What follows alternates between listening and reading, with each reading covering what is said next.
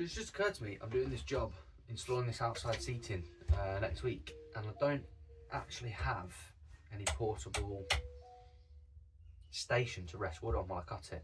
Didn't think I was going to have to do any cutting on site, but I am.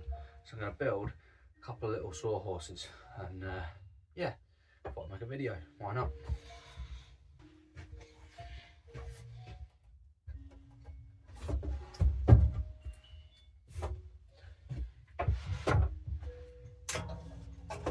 A bit tricky for spacing here at the moment, as you can see, with all the timber for that job in it, but we'll manage.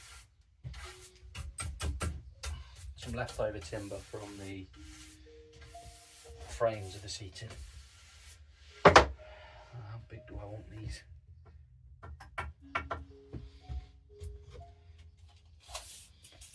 Don't need to be as high as my workbench, which is 900, nearest damn it. Probably table height, maybe desk height. I'll go for 700.